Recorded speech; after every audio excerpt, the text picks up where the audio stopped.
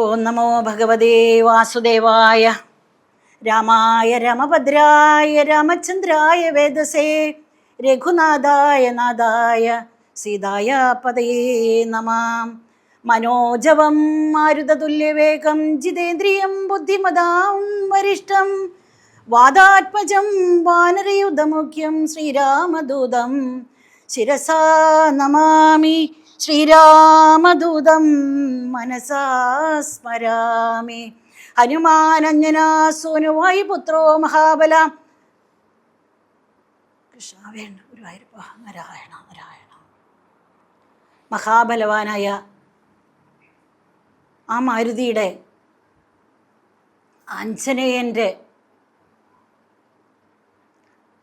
ആ പാദപത്മങ്ങളിൽ നമസ്കരിക്കുന്നു ഞാൻ ആദ്യമായി. അങ്ങയുടെ സൽക്കഥയാണ്. അങ്ങയുടെ കഥ പറയാൻ പോകുമ്പോൾ ആ ശക്തി നമ്മളിലേക്ക് വേണം, അനുഗ്രഹം വേണം, അല്ലാതെ ഒന്നും പറയാൻ സാധിക്കില്ല. ആ ഗുരുപാദങ്ങളിൽ ഞാൻ നമസ്കരിക്കുന്നു. കർക്കിടക മാസമായി രാമായണം. കർക്കിടക മാസത്തിൽ മാത്രമല്ല, എല്ലായ്പ്പോഴും രാമായണം പാരായണം ചെയ്യാം. അത് കർക്കിടക മാസത്തിലേക്ക് വേണ്ടി മാറ്റി വയ്ക്കണമെന്നില്ല.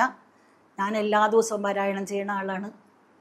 പക്ഷെ എന്താണ് രാമായണം, രാമായണത്തിനെ പറ്റി പറയും. എല്ലാവരും കേട്ട് രാമായണം പാരായണം എല്ലാം ചെയ്യേണ്ട. പക്ഷേ അതിൽ രാമനോളം തന്നെ ഒരു പക്ഷേ എൻ്റെ ബുദ്ധിയിൽ രാമനേക്കാളും കുറച്ച് കൂടുതൽ ഇത് ചെയ്യാൻ സാധിക്കും. രാമായണത്തിൻ്റെ എന്താ അതിന് പറയണേന്ന് പോലും വാക്കുകളില്ല. കാരണം അത്രയ്ക്കും രാമനെപ്പോൾ തന്നെ ആ കഥാപാത്രത്തിന് ഭയങ്കര ശക്തിയുണ്ട് അല്ലേ. രാമായണം ഉണ്ടാവണമെന്നുണ്ടെങ്കിൽ, അല്ലെങ്കിൽ രാമായണം നടക്കുന്നുണ്ടെങ്കിൽ ഹനുമാൻ കൂടിയേ തീരൂ. ആ ഹനുമാൻ ഇല്ലാത്തൊരു രാമായണമില്ല, രാമനുമില്ല.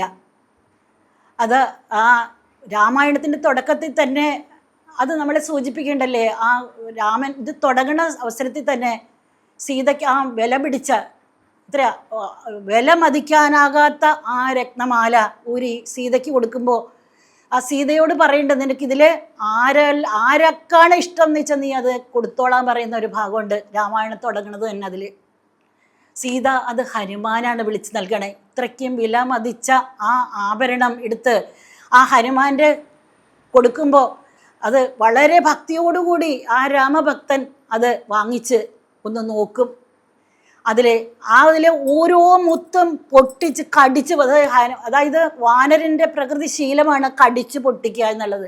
ആ ഓരോ മുത്തും കടിച്ച് പൊട്ടിച്ച് വലിച്ചെറിയുമ്പോൾ വളരെ നിറഞ്ഞ സഭ, എല്ലാവരും അതായത് അഭിഷേകമൊക്കെ കഴിഞ്ഞ് എല്ലാവർക്കും പാരിതോഷങ്ങൾ കൊടുത്ത് എല്ലാവരെയും യാത്ര ചെയ്യിപ്പിക്കുന്ന ആ രംഗമാണ് രാമായണത്തിൽ ആദ്യം തുടങ്ങുന്നത് തന്നെ. അവിടെ വെച്ച് സീത നൽകണ ആ മാല വിശിഷ്ടമായ, അതായത് വിലമതിക്കാനാകാത്ത രത്നഹാരമാണത്. അത് പൊട്ടിച്ച് എല്ലായിടത്തേക്കും വലിച്ചെറിയുമ്പോൾ അവിടെ ഉള്ളവർക്ക് എല്ലാവർക്കും വാസ്തവത്തിൽ ദേഷ്യമാണ് തോന്നണേ. പക്ഷേ രാമന് ആ മുഖത്തേക്ക് നോക്കുമ്പോൾ ഒന്നും തോന്നില്ല. എല്ലാവരും ഇതല്ലേ വാനരൻ അല്ലേ, ഈ മാല ഒരു എന്താ പറയുക, നമ്മുടെ മുമ്പിൽ വെച്ചിട്ട് ദുർവാസാവ് പണ്ട് മാല കൊടുത്ത പോലെ വലിച്ചു പൊട്ടിക്കുമ്പോൾ ദേഷ്യമല്ല തോന്നിയത്. കാരണം സീതയ്ക്ക് ഭയങ്കര വിഷമം ആദ്യം തോന്നണ്ട്. സീത രാമൻ്റെ മുഖത്തേക്ക് നോക്കുമ്പോൾ പറയണ ഒരേ ഒരു വാക്യം എന്താണ്, എന്തിനാണ് ആ ഹനുമാൻ ആ മുത്തെല്ലാം പൊട്ടിച്ച് മാല പൊട്ടിച്ച് നോക്കുമ്പോൾ എന്തിനാണ് നീ അത് ചെയ്തത് എന്ന് ചോദിക്കുമ്പോൾ സകല ഇതിൽ വെച്ച് പറയുന്നുണ്ട്, ഞാനിതിൽ എൻ്റെ രാമനെ കാണണം അല്ലേ, എൻ്റെ രാമനെ ഞാൻ ഇതിലൊന്നും കണ്ടില്ല, രാമനെ സീതയും അത് ഉണ്ടോയെന്ന് നോക്കിയത്. അതല്ലാത്ത രാമനും സീതയും ഇല്ലാത്ത ഒന്നും എനിക്ക് ആവശ്യമില്ല എന്ന് പറഞ്ഞ രാമഭക്തൻ, ആ ഹനുമാൻ എന്ന് പറയുന്ന അതാണ് ഭക്തി. ഭക്തിയും ജ്ഞാനവും കർമ്മവും ഇത് മൂന്നും ഒരാൾക്ക് ഉണ്ടാവില്ല. ഈ മൂന്നും ഒരേ ഒരാളിലുള്ളത് ശ്രീ ഹനുമാനിൽ മാത്രമാണ്. എല്ലാ ശക്തിയും ഉണ്ടായിട്ടും ഇതൊന്നും എൻ്റെ കഴിവല്ല, എനിക്കിതെല്ലാം എൻ്റെ രാമൻ്റെ അനുഗ്രഹം ഒന്നുകൊണ്ട് മാത്രമാണ് എന്ന് വിശ്വസിക്കുന്ന ആ ഭക്തനായ രാമഭക്തൻ്റെ കഥ. അതിന് ആ ജന്മം രാമൻ, അതായത് ഭൂമി ഭാരത്തെ തീർക്കാൻ വേണ്ടി അല്ലെങ്കിൽ രാവണനെ വധിക്കാൻ വേണ്ടിയാണ് രാമാവതാരം നടന്ന ആ സമയം അല്ലെ. ആ പായസം അഗ്നിദേവൻ യജ്ഞ ഇതിൽ നിന്ന് പായസമായിട്ട് ഉയർന്നു വരേണ്ടത് അത് ദശരഥന് കൊടുക്കുമ്പോൾ ദശരഥൻ ആ പായസത്തിൻ്റെ ഇത് 2 ഭാര്യമാർക്കും കൊടുക്കുന്നുണ്ട്. ആ സമയത്ത് ഒരു ഇതിൽ അറിഞ്ഞിരിക്കണം എന്താ, ഒരു 2 തരം ഇത് പറയുന്നുണ്ട്. ഒരു ഇതിൽ വായിച്ചതാണ്. ആ പായസത്തിൻ്റെ ഒരു പരുന്ത് അവർക്ക് കൊടുക്കുമ്പോൾ ഒരു പരുന്ത് വന്ന് അതിൻ്റെ കാല് കൊണ്ട് അതിൽ കുറച്ച് ഭാഗം എടുത്ത് പറന്നു പോയി എന്ന് പറയുന്നത്. അത് ശിവൻ്റെ ആജ്ഞപ്രകാരമാണ് അത് ചെയ്തത്. അത് കൊണ്ടുപോയി ശിവൻ പറയാണ് അഞ്ജനയുടെ മടിയിൽ കൊണ്ട് വെച്ച് കൊടുക്കും. ഇവിടെ പായസം ഭക്ഷിക്കുമ്പോൾ അതേ സമയത്ത് തന്നെ അഞ്ജന, ഇനി ആരാണ് അഞ്ജന എന്ന് പറയുന്നത്, അഞ്ജനയ്ക്ക് കൊണ്ട് കൊടുക്കുന്നതായിട്ടുള്ള ഭാഗമുണ്ട്. അപ്പോൾ ഭഗവാൻ അവതാരം എടുക്കുമ്പോൾ വാനരന്മാരായിട്ട് എല്ലാ കാനനത്തിലേക്ക് വാനരന്മാരായിട്ട് നിങ്ങളെല്ലാവരും എന്നെ സേവിക്കാൻ വേണ്ടി ജനിക്കണം എന്ന് നേരത്തെ പറഞ്ഞിട്ടുള്ള ബ്രഹ്മാവ് പറഞ്ഞിട്ടുണ്ട്. അതിനാണ് ഈ അവതാരം ഒരു അവതാരം തന്നെയാണ് ഭഗവാന്റെ. ശ്രീരാമ അവതാരം നടക്കുമ്പോൾ തന്നെയാണ് ഹനുമാന്റെ അവതാരം അവിടെ നടക്കുന്നതെന്ന് പറയാൻ വേണ്ടിയാണ് പായസത്തിൻ്റെ കാര്യം പറഞ്ഞത്. ഇനി നമ്മുടെ ഇതിൽ പറയുകയാണെങ്കിൽ അഞ്ജന പുഞ്ചികസ്ഥല എന്ന് പറയുന്ന ഒരു അപ്സരസ്, അത് ശാപത്താൽ വാനര സ്ത്രീയായിട്ട് ഭൂമിയിൽ ജനിക്കുകയാണ്. അങ്ങനെ ഹിമാലയത്തിൻ്റെ തെക്കേ താഴ്വരയിൽ ഭയങ്കരമായ കാട്ടുപ്രദേശത്ത് ആ കാട്ടിൽ അവർ കുഞ്ചരൻ എന്ന വാനരൻ്റെ മകളായിട്ട് ജനിക്കുകയാണ്. അപ്പോൾ വാനര സ്ത്രീയായി അതിൽ നിന്ന് മോചനം വേണമെന്നുണ്ടെങ്കിൽ ശിവൻ്റെ ഒരു അംശം തൻ്റെ കുഞ്ഞായിട്ട് തൻ്റെ ഗർഭത്തിൽ വന്നാൽ മാത്രമേ, പ്രസവിച്ചാൽ മാത്രമേ ആ വാനര ജന്മത്തിൽ നിന്ന് ആ അഞ്ജനയ്ക്ക് ആ മോക്ഷം കിട്ടുള്ളൂ. അപ്പോൾ അതിലുള്ള കേസരിയുടെ ഭാര്യയായിട്ട് ജീവിച്ചുകൊണ്ട് വരുമ്പോൾ മക്കളുണ്ടാവില്ല. ആ താഴ്വര അത് അത്രയുള്ള കാട്ടിൽ ഭയങ്കര തിങ്ങി നിറഞ്ഞ കാടിൻ്റെ ഇതിൽ ഒരു വനപ്രദേശത്ത്, അത് എൻ്റെ ഒരു പർവ്വതത്തിൻ്റെ മുകളിൽ അഞ്ജന ദൃഢനിശ്ചയത്തോടുകൂടി തൻ്റെ ഈ വാനര രൂപം തനിക്ക് മാറണം, അതായത് ശിവനെ പ്രസാദിപ്പിക്കണം എന്ന് പറഞ്ഞ് പാർവതി പണ്ട് തപസ് ചെയ്ത പോലെ, ശിവനെ തപസ് ചെയ്ത പോലെ തന്നെ അഞ്ജന തപസ് ആരംഭിച്ചു. അത്ര കഠിനമായ തപസ്, വേനൽ, മഴ, മഞ്ഞ് എല്ലാം സഹിച്ച് ക്രൂരമൃഗങ്ങളുടെ എല്ലാം അടുത്ത് വരുമ്പോൾ ആ ആക്രമണങ്ങളെല്ലാം തട്ടിത്തെറിപ്പിച്ച് എല്ലാ പ്രതിസന്ധികളെയും നേരിട്ടുണ്ട് ദൃഢനിശ്ചയത്തോടുകൂടി അഞ്ജന അങ്ങനെ തപസ് അനുഷ്ഠിക്കുകയാണ് ശിവനെ. ആ സമയം എന്താണ് ആവശ്യം, ആ ശിവൻ്റെ ഒരു പുത്രൻ എനിക്ക് വന്ന് പിറക്കണം, എന്നാൽ മാത്രമേ എനിക്ക് ശാപമോക്ഷമുള്ളൂ എന്ന് അറിയാവുന്ന അഞ്ജന. ഇതേ സമയത്താണ് ഈ പായസം ഈ പായസത്തിൻ്റെ കഥ പറയുന്നതും അഞ്ജനയുടെ മടിയിൽ അതായത് ശിവൻ കൊടുത്തയക്കുകയാണ്, വായുവിൻ്റെ അടുത്താണ് കൊടുത്തയക്കണത്. ആ വായുവാണ് അതിൽ ഒരു പാത്രത്തിലാക്കി പായസം അഞ്ജനയ്ക്ക് കൊണ്ട് മടിയിൽ വെച്ച് കൊടുക്കണം. അഞ്ജന കണ്ണ് തുറക്കണം. അതങ്ങനെ പായസം ശിവൻ്റെ അനുഗ്രഹം തന്നെ എന്ന് മനസ്സിലാക്കിക്കൊണ്ട് തന്നെ ആ പായസം ഭക്ഷിക്കണതുമായിട്ട് ഒരിതിൽ. വേറൊരിതിൽ പറയുകയാണ് ഈ ജന്മം നമ്മൾ ആനയായിട്ട് ഈ ശിവനും പാർവതിക്കും ഒരുണ്ട് ഇങ്ങനെ പല പല വേഷങ്ങൾ എടുത്ത് ഭൂമിയിൽ ഇങ്ങനെ ക്രീഡകൾ ആടുന്ന ഒരു സ്വഭാവം ശിവപാർവതിമാർക്കുണ്ട് അല്ലേ. വേടൻ്റെ വേഷത്തിൽ വരും, അങ്ങനെ പല വേഷത്തിൽ വരും, കിരാതൻ്റെ വേഷത്തിലേക്ക് വരുന്നുണ്ട്, എല്ലാ വേഷത്തിലും വരും. അതുപോലെ ആനയായിട്ട് വന്നിട്ടുണ്ട്. അതിൻ്റെ ഇതിലാണ് ഗണപതി ജനിച്ചതെന്ന് നമ്മൾ പറയുന്നുണ്ട്. അങ്ങനെ വന്ന് പിന്നീട് ഒരു ദിവസം കുരങ്ങന്മാരായിട്ട് കളിക്കുകയാണ്. അങ്ങനെ കാട്ടിലെ കുരങ്ങൻ്റെ രൂപം സ്വീകരിച്ച് കളിച്ചുകൊണ്ട് നിൽക്കും പാർവതി ഗർഭം ഇതാവുക ചെയ്യണം പോകുമ്പോൾ ഇനി പാർവതി പറയേണ്ടത് സാധ്യമല്ല, കാരണം ഒരു ഇതിൽ ഞാൻ ഒരു ആനയെ പ്രസവിച്ചിട്ടുണ്ട്, ഇനി എനിക്കൊരു കുരങ്ങനെ പ്രസവിക്കാൻ സാധ്യമല്ല എന്ന് പറയേണ്ടത് ശിവനോട്. ശരി, സാധ്യമല്ല. അപ്പം എല്ലാത്തിനും പിന്നിൽ ഒരു ഇതുണ്ടാവും. അദ്ദേഹം അറിയാം, അദ്ദേഹത്തിനെ ഭയങ്കരമായി തപസ് ചെയ്യേണ്ട അഞ്ജന എന്നറിയാവുന്നത് കൊണ്ടാണ് ഈ ലീല ആടിയത് ശിവൻ തന്നെ. അതിനെ ആ തൻ്റെ രേതസ്സിനെ അതിനെ ചുമക്കാൻ ആർക്കും കഴിയില്ല. അതുകൊണ്ട് വായുദേവനെ ഏൽപ്പിക്കുകയാണ്. നീ ഇത് അഞ്ജന ഗർഭത്തിലേക്ക് ആക്കാൻ പറഞ്ഞ് വായുദേവനക്കുമ്പോൾ വായു അത് കൊണ്ടുപോവുകയാണ്. ഇത് അഞ്ജനയുടെ സമീപത്തേക്ക് ആ വായു തൻ്റെ ശക്തിയും കൂടി അതിലേക്ക് ചേരുന്നുണ്ട്. അതാണ് വായുസുതൻ എന്ന് പറയുന്നത്. അങ്ങനെ പോയി അങ്ങനെ ആ അഞ്ജന വായു ഭഗവാന്റെ അനുഗ്രഹത്തോടുകൂടി ശിവൻ്റെ അനുഗ്രഹത്തോടുകൂടി ഗർഭിണിയാവണമെന്ന് അങ്ങനെ ആ ഒരു കുട്ടിയെ അല്ലേ സമയമാകുമ്പോൾ ഒരു വാനരക്കുട്ടിയെ പ്രസവിക്കുകയാണ്. അതായത് ദൃഢമായ ശക്തി എന്താണ്, സ്വർണത്തിൻ്റെ നിറം, ഉരുണ്ട കണ്ണുകൾ, തേജോരൂപമായ ആരും കണ്ടാൽ കൊതിക്കുന്നതായ ഒരു 2 കണ്ണുകൾ, നീ ഭയങ്കര വെട്ടിത്തിളകണ കണ്ണുകൾ, അതുപോലെ വജ്രായുധത്തിൻ്റെ ശക്തിയുള്ള ശരീരം, ഇവയോടുകൂടിയുള്ള ശരീരത്തോടു കൂടിയുള്ള ഒരു കുട്ടിയാണ് ഈ അഞ്ജന പ്രസവിക്കണേ. ആ ജനിച്ച വഴി 100 യോജന മേൽപോട്ട് ചാടി എന്ന് പറയുന്ന അത്ര ശക്തിമാനായിട്ടാണ് ജനിക്കണത്. വായുപുത്രൻ. വായു പറയും ഇവൻ എൻ്റെ മകനാണ് അല്ലേ. അത്രയും ശിവൻ അവിടെ ഇരുന്നുകൊണ്ട് കാണുകയാണെങ്കിലും ആ ശിവൻ്റെ ശക്തിയാണെന്നുണ്ടെങ്കിലും വായുവിനാണ് ഈ കുട്ടിയോട് ഏറ്റവും കൂടുതൽ സ്നേഹം. ഇവൻ എൻ്റെ പുത്രനാണ് എന്ന് വായു ഭഗവാൻ പറയുന്നുണ്ട്. അങ്ങനെ അതിൽ ശക്തിയോടുകൂടി ജനിക്കും. അങ്ങനെ വളരെയാണ് ഈ കുട്ടി. വളർന്നു കഴിഞ്ഞ ഒരു ദിവസം ഭയങ്കര വിശപ്പാണ്, അസാധ്യ വിശപ്പാണ്. ഇവനെ ഭക്ഷണം കൊടുത്ത് തൃപ്തിപ്പെടുത്താൻ അഞ്ജനയ്ക്കാകില്ല. അപ്പോൾ അഞ്ജന ഒരു ദിവസം പഴമെല്ലാം പറിക്കാനും വേണ്ടി ഇവൻ ഭക്ഷണം കൊടുക്കുക പുറത്ത് പോകുമ്പോൾ അന്ന് വളരെ കാലത്തെ എഴുന്നേറ്റ് പുറത്ത് വന്ന് നോക്കിക്കഴിയുമ്പോൾ തന്നെ വലിയ വിശപ്പ്, ഞാൻ എന്ത് തിന്നും എന്തൊക്കെ, അമ്മയെ കാണില്ല. പുറത്ത് നോക്കുമ്പോൾ ആ സൂര്യൻ ഉദിച്ചുയർന്നിങ്ങനെ നല്ല ഇതിൽ വരികയാണ്. ആ സമയത്ത് തുടുത്ത ഒരു പഴം, നല്ല ചുമന്ന കളറിലൊരു പഴം, തനിക്ക് ഭക്ഷിക്കാനുള്ള പഴമാണ് വന്നതെന്ന് തെറ്റിദ്ധരിച്ച് ആ കുട്ടി മേലോട്ട് ചാടുകയാണ്. വായു ഭഗവാന്റെ പുത്രനാണ്. വായുവേഗത്തിൽ പറക്കാനുള്ള ശക്തി, അനുഗ്രഹം വായുദേവൻ കൊടുത്തിട്ടുണ്ട്. അത്ര ഇതിൽ അങ്ങ് പറക്കുവാണ്.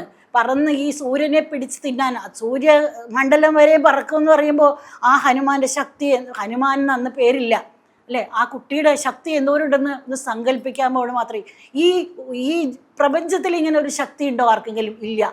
അത്രയും അത് പോയി അത്രയും സൂര്യമണ്ഡലത്തിലാവുമ്പോൾ ഭയങ്കര ചൂടാണ്. അതായത് ഒരു കൈ കൊണ്ട് പിടിച്ച് തിന്നാൻ വിശപ്പോട് കൂടിയാണ് പോണത്. മറ്റത് അപ്പോഴാണ് നമ്മൾ ഈ രാഹുവിൻ്റെയൊക്കെ ഇതില്ലേ, സൂര്യനെ വിഴുങ്ങണ ഒരു സമയമുണ്ട് അല്ലേ, ആ സമയത്ത് രാഹു കാണുവാണ് ഈ കുട്ടി ഇങ്ങനെ സൂര്യനെ പിടിക്കാമെന്നെ. രാഹു ഓടിച്ചെന്നിട്ട് ദേവേന്ദ്രനോട് പറയും, ഇങ്ങനെ ഒരു കുട്ടി സൂര്യനെ അവൻ വിഴുങ്ങും, ആ സൂര്യനെ അവൻ വിഴുങ്ങും, അതിനു മുമ്പ് അങ്ങ് രക്ഷിക്കാൻ പറയാണ്. ആ രാഹുവിൻ്റെ നിർദ്ദേശം കേട്ട് ഇന്ദ്രൻ തൻ്റെ വജ്രായുധം എടുത്തുകൊണ്ട് വരുമ്പോൾ ഈ കുട്ടി യാതൊരു പേടിയില്ലാതെ പറന്ന് സൂര്യമണ്ഡലത്തിൻ്റെ അടുത്തെത്തി. ആ വജ്രായുധം ഉപയോഗിച്ചിട്ട് ഒരു ഏറ് അങ്ങോട്ട് കൊടുക്കുകയാണ് കുട്ടിക്കിട്ട്.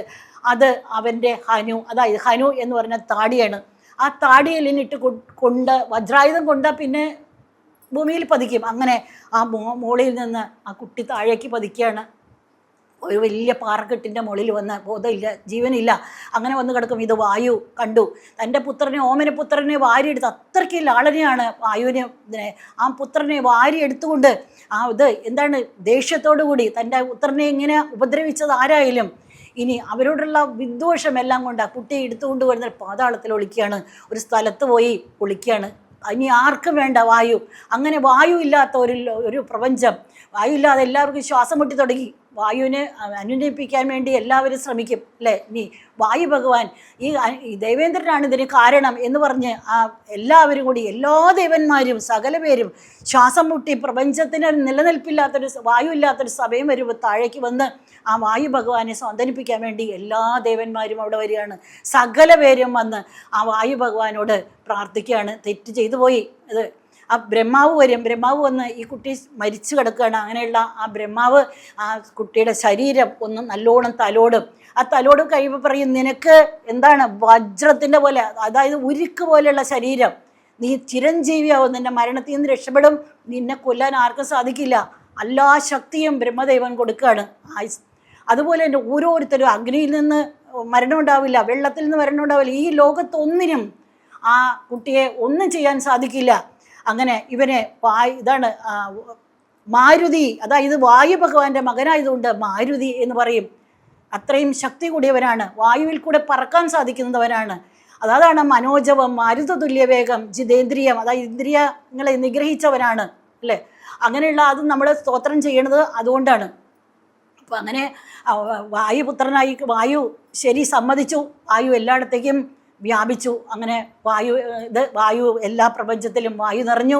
ആ കുട്ടി എടുത്തുകൊണ്ട് വരുമ്പോൾ ഹനുവിൽ ആ മുറിവ് സെറ്റുകൊണ്ട് ഇവന് ഇനി മുതൽ ഹനുമാൻ എന്ന പേരിൽ അറിയപ്പെടും എന്ന് പറഞ്ഞുകൊണ്ട് അന്ന് തുടങ്ങിയാണ് അഞ്ജനയുടെ മകനായതുകൊണ്ട് ആഞ്ജനേയൻ, വായുപുത്രൻ, മാരുതി, ഇത് എല്ലാ പേരുകളും അദ്ദേഹത്തിന് യോജിച്ചതാണ്. അങ്ങനെ അവിടുന്ന് വീണ്ടും കുട്ടിയെ കൊണ്ടുവരികയാണ്. അവിടെ കൊണ്ടുവരും. ഇനിയിപ്പോൾ കുട്ടികളുടെ നമ്മുടെ ബാലലീല കാണുന്ന പോലെ ഈ കുട്ടി കൊരങ്ങൻ കുട്ടിയാണ് അല്ലേ. അങ്ങനെ ഈ നമ്മൾ ശ്രീകൃഷ്ണൻ്റെ ഒരു വികൃതി ഉണ്ടല്ലോ, അതുപോലെ അതിനേക്കാളും കുരങ്ങന്മാരുടെ വികൃതിക്ക് കുറച്ച് കൂടുതലാവും. അങ്ങനെ ഭയങ്കര വികൃതികൾ കാണിക്കുകയാണ്. വികൃതികൾ എന്ന് വെച്ചാൽ സാധാരണ വികൃതികളല്ല കാണിക്കുക. മരങ്ങളെല്ലാം ഒരു കൈ കൊണ്ട് പിഴുതങ്ങോട്ട് എടുക്കും. അത്രയ്ക്ക് ശക്തിമാനാണ്, നിനക്ക് സർവ്വതിലും ശക്തിമാനാണ്. പിഴുതെടുത്തിട്ട് വലിച്ചെറിയും, മരങ്ങളിലേക്കൊക്കെ ചാടിക്കയറി എല്ലായിടത്തേക്കും പോകും. അങ്ങനെ ആ കാട്ടിൽ ഒരുപാട് മഹർഷി ഈശ്വരന്മാർ തപസ് ചെയ്യുന്ന സ്ഥലമാണ്. അതുപോലെ തന്നെ യജ്ഞങ്ങളെല്ലാം നടത്തുന്ന സ്ഥലമാണ്, യാഗങ്ങൾ നടത്തുന്ന സ്ഥലമാണ്. അവിടേക്കൊക്കെ ചെന്നിട്ട് സഹിക്കാൻ വയ്യാണ്ടാവും, ബാലലീലകൾ സഹിക്കാൻ വയ്യാണ്ടാവും. എല്ലാ മരങ്ങളൊക്കെ പറിച്ച് യാഗം ചെയ്തുകൊണ്ടിരിക്കുമ്പോൾ അതിലേക്കിടും. ഈ മഹർഷിമാരുടെ തോളത്ത് ചാടി വന്നിട്ട് ആ താടി പിടിച്ച് വലിക്കും. നാമം ചെല്ലാൻ സമ്മതിക്കില്ല, യാഗം ചെയ്യാൻ സമ്മതിക്കില്ല. അങ്ങനെ എല്ലാം കൊണ്ടും അവിടെ പൂർതി മുട്ടി എല്ലാവർക്കും. അങ്ങനെ ഒരു ദിവസം ഒരു വല്ലാത്തൊരു യജ്ഞം നടക്കുകയാണ്. എല്ലാവരും യജ്ഞം നടത്തുകൊണ്ടിരിക്കുമ്പോൾ ഇവൻ എന്ത് ചെയ്യും? ഇതിൽ മരത്തിൽ കിടക്ക് കയറി ചെന്നിട്ട് ആ ചില്ലകളെല്ലാം പറിച്ച് അതിലേക്കിടും, കുറെ വെള്ളം കൊണ്ടുവന്ന് ഒഴിക്കും. ഇങ്ങനെ ഇത് നടത്തു കഴിയുമ്പോൾ ഇവർ വിചാരിക്കും ഇവൻ്റെ ശക്തി ഇപ്പം വലുതാവുമ്പോൾ ഇവന് എല്ലാം സാധിക്കുന്നുള്ളൊരു ശക്തിയും ഒരു അഹങ്കാരവും ഒക്കെ ഈ കുട്ടിക്ക് വന്നിട്ടുണ്ട്. ആ സമയത്ത് എല്ലാം ചെയ്യും. ഞാൻ ഏറ്റവും ശക്തി, എനിക്ക് ചെയ്യാൻ പറ്റാത്ത ഒന്നുമില്ല എന്നുള്ള ധാരണ ആ കുട്ടിയിലേക്ക് വന്നപ്പോൾ ഇവർ വിചാരിക്കും ഇവനെ ഇന്ന് തളച്ചില്ലെങ്കിൽ, ഇവൻ്റെ ശക്തിയെ ഒന്ന് തളച്ചില്ലെങ്കിൽ ഇത് ലോകത്തിന് തന്നെ നാശകരായി പോവും എന്ന് വിചാരിക്കുന്നതിൽ എന്താണ്, ഇവരെ ശപിക്കാൻ തന്നെ തീരുമാനിക്കുകയാണ്. ഇവൻ്റെ ശക്തിയെ തളച്ചിടുന്നതാണ് ഭഗവാൻ.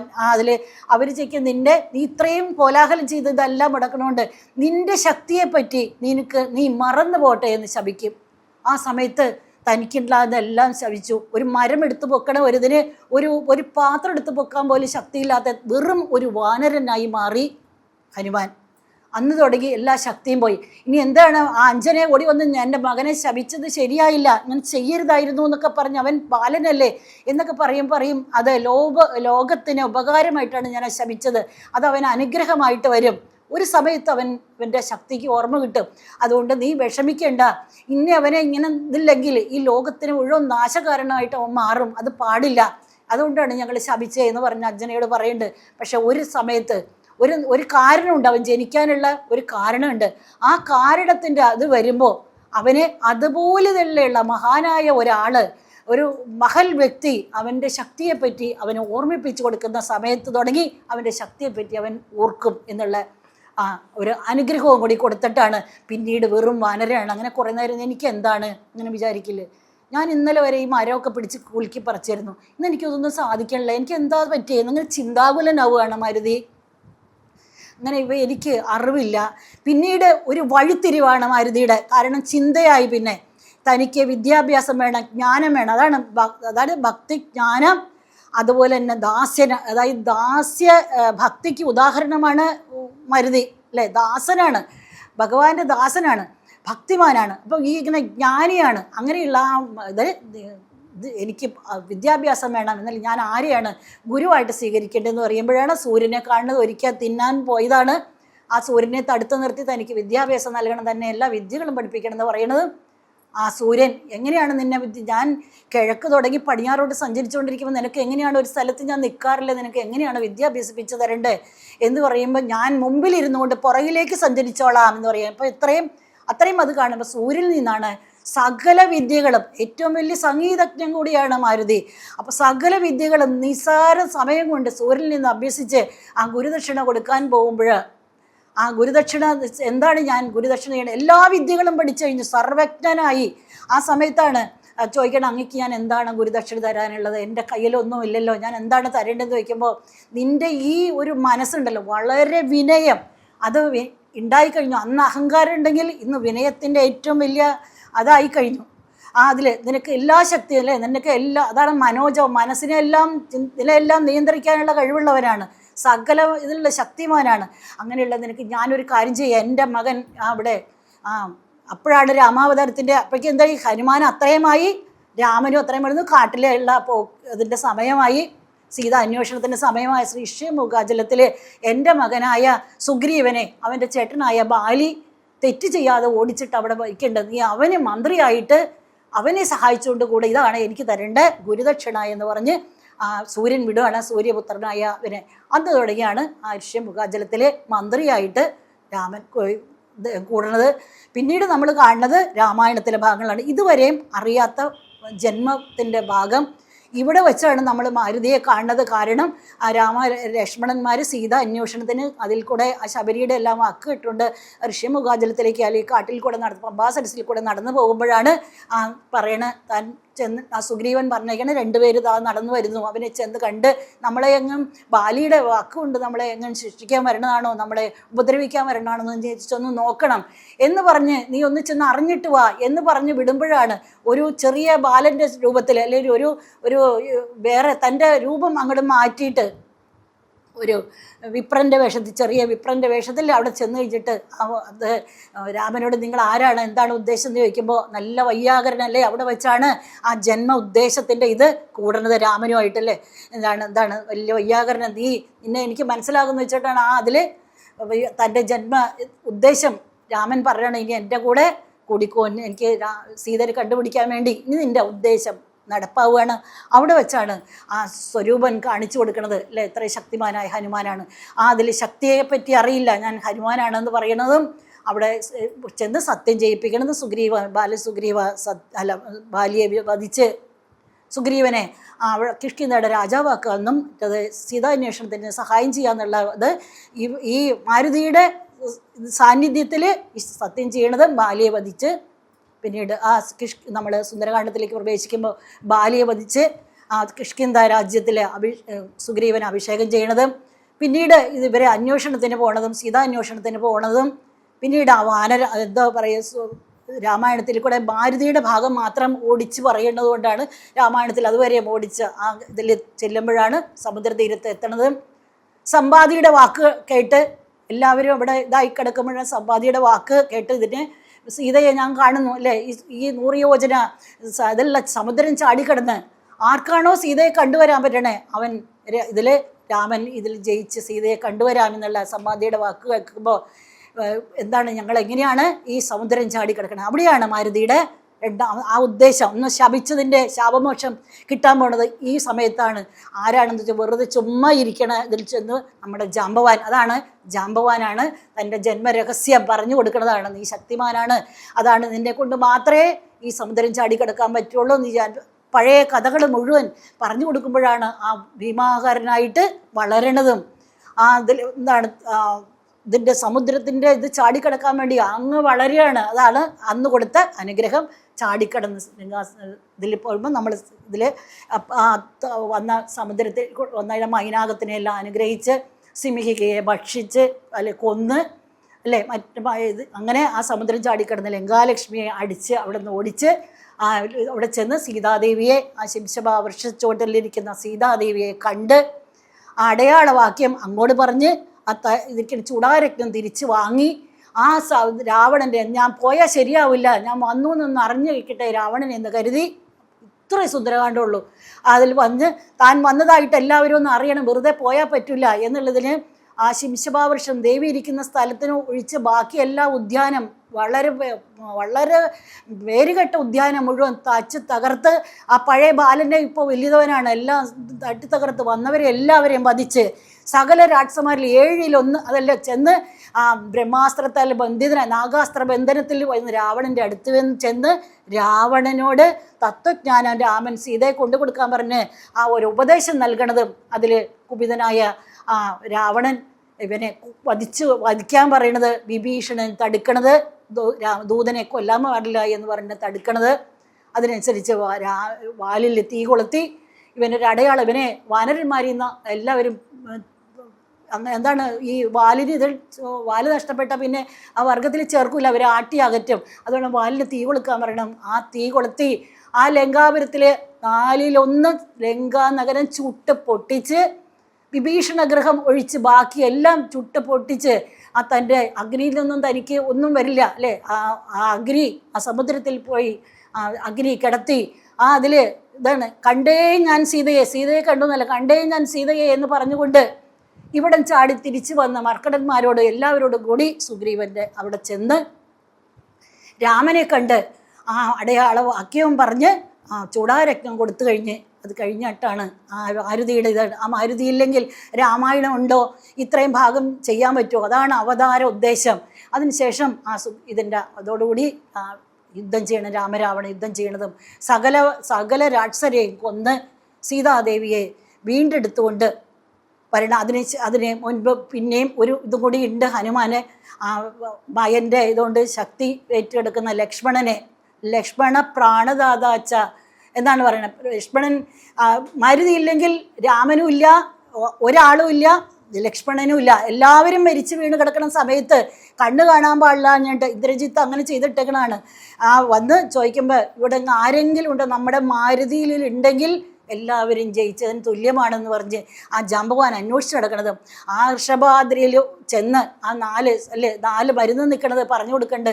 അതിലെ മൃതസഞ്ജീവനി നീ കൊണ്ടുവരാൻ പറഞ്ഞ് ആ അതായത് ഹിമാലയവും കടന്ന് കൈലാസത്തിലുള്ള വൃഷഭാദ്രി ചെന്ന് ആ മരുന്ന് 4 ഒരുപോലെ പ്രകാശമുള്ളതുകൊണ്ട് കണ്ടുപിടിക്കാനാകാതെ ആ മല അങ്ങനെ തന്നെ തൻ്റെ വലത്തേ കരത്തിലാക്കിക്കൊണ്ട് വരുന്ന ഈ ശക്തി ആർക്കുണ്ട്? ഹനുമാനല്ലാതെ. ആ മല അങ്ങനെ എടുത്തല്ലേ ഇതിലേതെന്നിച്ചെടുത്തോട്ടെ എന്നുള്ളതിന്. ആ സമയത്താണ് ഭഗവാനെ ശനി പിടികൂടിയാണ്. ആ ശനി ഇപ്പം എൻ്റെ ഭഗവാൻ, അതായത് ഈ കിടക്കുമ്പോഴും ഈ അങ്കുലിയം എൻ്റെ കയ്യിലുള്ളത് കൊണ്ടാണ് എനിക്ക് ചെയ്യാൻ പറ്റുന്നത്. അതാണ് രാമദാസനാണ്. തൻ്റെ ശക്തി തനിക്ക് ഒരു തരം അഹങ്കാരം ഇല്ലാതെ ഇതെല്ലാം ഭഗവാന്റെ രാമൻ്റെ അനുഗ്രഹം എന്ന് വിചാരിക്കുന്ന രാമഭക്തൻ ഇതിൽ ഇപ്പം ഞാൻ പോയില്ല, ഇപ്പം അവരെ ജീവിപ്പിക്കാൻ വേണ്ടി മല കൊണ്ടുപോവുകയാണെന്ന് പറഞ്ഞാൽ ശനിയെ ഒരു കക്ഷത്തിൽ ഇറുക്കി പിടിച്ചവൻ. അതാണ് നമ്മൾ ശനി ദോഷത്തിന് ഹനുമാനെ ഇതാക്കിയാൽ മതി അല്ലേ. പറയണത് എന്താ വെച്ചാൽ ശനിയെ തൻ്റെ ഈ ഇടത്തെ കക്ഷത്തിൽ ഇറുക്കി പിടിച്ചിരിക്കും ഇത് കാരണം കഴിയണവർ. എന്നിട്ട് ഞാൻ ചെയ്യാം, എൻ്റെ സ്വാമിയുടെ കാര്യം കഴിഞ്ഞിട്ട് എനിക്കിനി ഒന്നുള്ളതെന്ന് പറഞ്ഞിട്ട് അത് കൊണ്ടുവന്ന് ജീവിപ്പിച്ച എല്ലാവർക്കും അല്ലേ. അങ്ങനെ എല്ലാവരും ജീവിപ്പിച്ച് ഇത് അവസാനം എല്ലാം കഴിഞ്ഞു. രാമരാവണ യുദ്ധം കഴിഞ്ഞു, രാവണനെ വധിച്ചു. രാമായണം മുഴുവൻ നമ്മൾ പറഞ്ഞതായിട്ടുള്ള കഥ. ആ രാവണനെ വധിച്ച് തിരിച്ചു പോരുമ്പോൾ തിരിച്ച് വഴി കൂടെ പോരുകയാണ് പുഷ്പകവിമാനം. വിഭീഷണൻ രാജാവായിട്ട് അഭിഷേകം ചെയ്ത് തിരിച്ച് പുഷ്പകവിമാനത്തിൽ കയറി പോരുന്നു കഴിഞ്ഞ് വഴിയിൽ എത്തിക്കഴിയുമ്പോൾ ഒരു ആശ്രമം ഉണ്ടല്ലോ, ആശ്രമത്തിൽ ഇറങ്ങിക്കഴിയുമ്പോൾ ആരെയാണ് പറഞ്ഞേക്കണേ? 14 കൊല്ലം തികയണ അന്ന് തിരിച്ചു ചെന്നില്ലെങ്കിൽ താൻ ജീവൻ വെടിയും എന്ന് പറഞ്ഞ ഭരതനെ താൻ വരണ്ട് എന്ന് പറഞ്ഞു കൊടുക്കാൻ അല്ലേ, താൻ വരണ്ട് എന്ന് പറഞ്ഞു കൊടുക്കാൻ അയക്കണ ആൾ ആരാണ്? ഹനുമാനെയാണ്. അതായത് സീതയെ കണ്ടുവരും പറയുന്നത് തന്നേ നിനക്ക് സർവസ്വവും ഞാൻ എന്ന് പറഞ്ഞ് ആലിംഗനം ചെയ്ത്, അത് ലക്ഷ്മി ദേവിക്കല്ലാതെ സീതാദേവിക്കല്ലാതെ ഈ ഭാഗ്യം ആർക്ക് കിട്ടിയിട്ടുണ്ട്? മാരുതിക്കല്ലാണ്ട്.